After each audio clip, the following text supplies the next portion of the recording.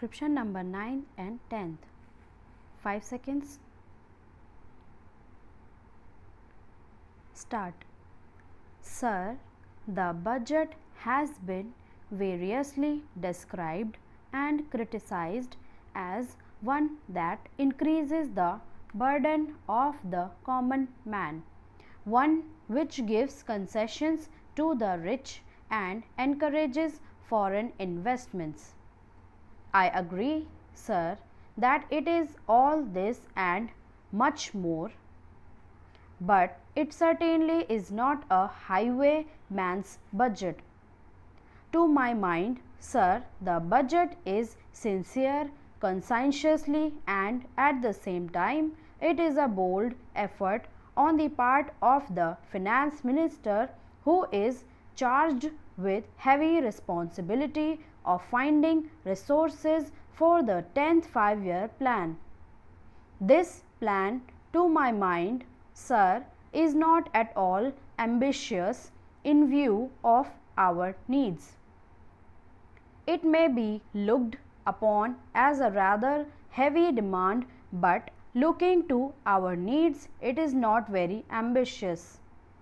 Sir, the fact that even the considerations of the coming general elections could not deflect the finance minister from the course which seemed to him necessary and proper should earn him the appreciation of every right thinking man. The common man's interest, as I said, is nearer to our hearts than perhaps some other that can claim, or at least it is equally nearer to us, and yet there come times in a nation's history when it becomes necessary for the people to postpone the fruits of their labor and enterprise to secure the future. Here also, sir, opinions may differ. According to the Communist Party, such a time came during the last great war when they were exhorting people, the common people, to contribute their full might to the war effort. According to us, however, sir, we are passing through such a time at the present moment, and I have no doubt that the common people appreciate this position and will willingly tighten their belts, contribute their full might, and will securely return the Congress to power, having full confidence in the future and looking to a future where their prosperity will be assured so far as better social and economic order. Who, sir, does not sympathize with the difficulties of the common man? As a matter of fact, most of us come from that class, and I am sure the finance minister would have liked to do away with some of the levies. None would have been happier if he could have done without these new levies, but there are certain very imperative limitations. We are passing through a critical period. Sir, it may not be necessary to continue these levies for a long time. Rather, I am inclined to think that before long it may be possible to give up some of them at least. I have very valid reasons to think so. Our public undertakings are coming to their own, and some of our important irrigation and power projects have been completed. Some others are nearing completion, and in due course, I think in the very near future, they must yield returns. This will go a long way to lighten the burden of the common man. We might, sir, also resort to some other ways. I suggest that we might take to public trading in some specific items of export and import. that would also certainly go a long way and help us. The private corporate sector has been steadily growing and has been developing capacity. It is sure to benefit from all these present concessions and develop great capacity. This sector must come forward to meet new demands for taxation in the future. I agree that so far as indirect taxation is concerned, it has reached the saturation point, but the corporate sector, growing as it is in strength, in vitality and in capacity, will not, I am sure, stark its responsibility to contribute to the common fund. I wish, sir, the committee which had been appointed to go into where the additional national income had gone had entered upon its labors a bit earlier and had made its findings available to us. I do not want to state its findings, but I have a feeling that the committee, when it concludes its labors, will come to the conclusion that a major portion of this additional national income has gone into the pockets of a comparatively small number of men, small number of individuals, and it is they who must in future contribute their share to the country's taxation needs, because the profits they have earned are not all due to their own efforts and enterprise only. To a very large measure, they are the result of the economic policies of the government and due to certain circumstances to which they did not contribute anything. Therefore, there is a simple justification for the two taxes, the capital gains tax and the excess profit tax. I need not go in detail into all the reasons that my honorable friend has explained earlier so lucidly, but I must say that I entirely agree with them all. Having said this, I would like to say a few words about allocations which have been made to the various ministries in the budget. In discussing the demands for grants of the Finance Ministry, we have got to see to what extent the administration of this particular ministry has led to the development of our national wealth and the securing of the welfare which our state claims to have in view.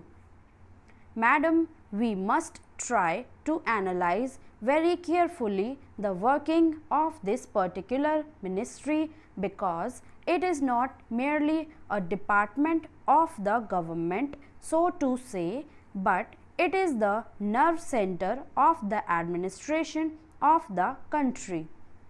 I would like first to refer to the role of foreign capital, because in determining the manner in which the permission of capital issues has been granted by the particular administration, we should keep in our mind to what extent the interests of our nation have been served. I fully endorse the statement which the previous speaker has made so far as preparation of the investments made by foreigners and of profits are concerned.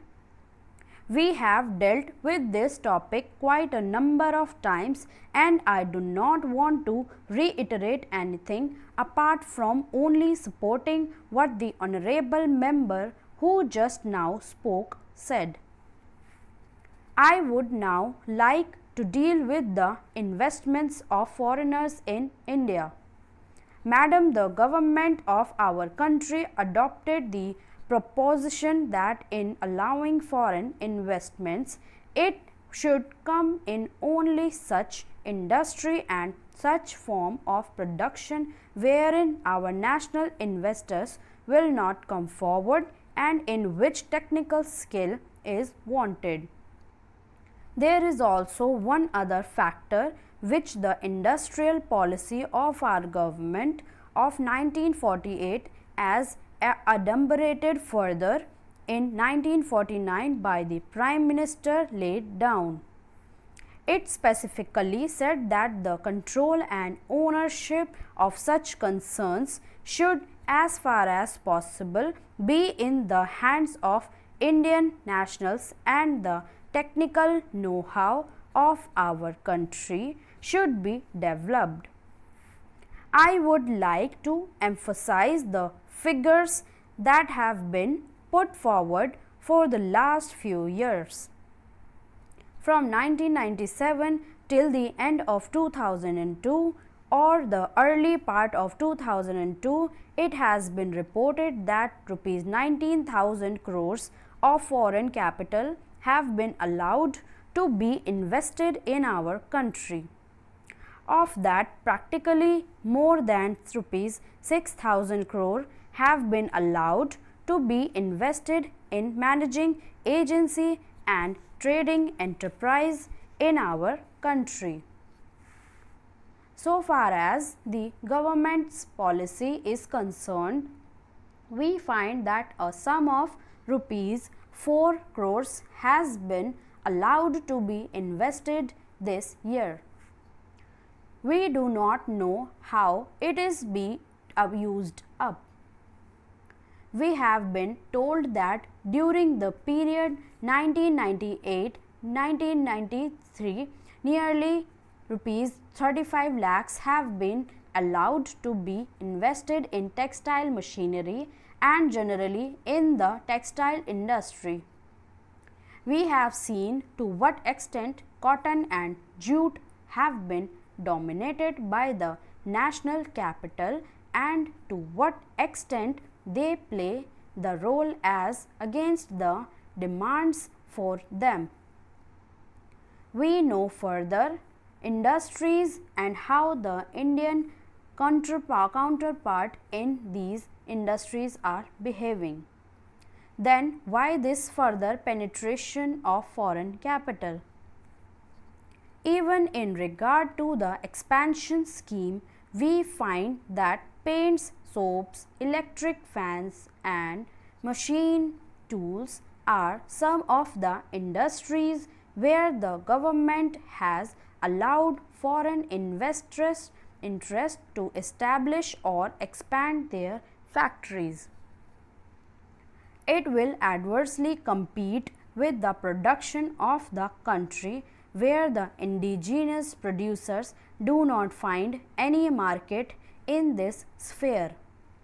Therefore, we have got to see to what extent the capital issue has been regulated by this government and particularly by the finance department, so that the national well-being of the country could be guaranteed. Then we have got to look into the fact as to how far the new industries are allowed to function. So far as the oil refineries are concerned, some of them have been established and some more are going to be established very soon. In the control of the administration, the Indians have no share. There are only preference shareholders and they have no voice in the management. So far as the administrative aspect in this industry is concerned, the most important part of it is the technical know-how. They do not guarantee that they will train the Indians. That means they say even after 20 years, we will have to face the problem of the know-how in respect of oil refineries. I do not know why the government are showing softness to foreigners in this matter. Then we have another investment in collaboration with the Indian chemical industries for the manufacture of civil explosives. Here, as far as I have gathered, only 20% is going to be Indian capital. The majority of the shares will remain with the Indian chemical industries. Nobody else has been allowed to make any investment. It would have been better if other companies and private individuals had been given an opportunity to purchase the shares. Stop.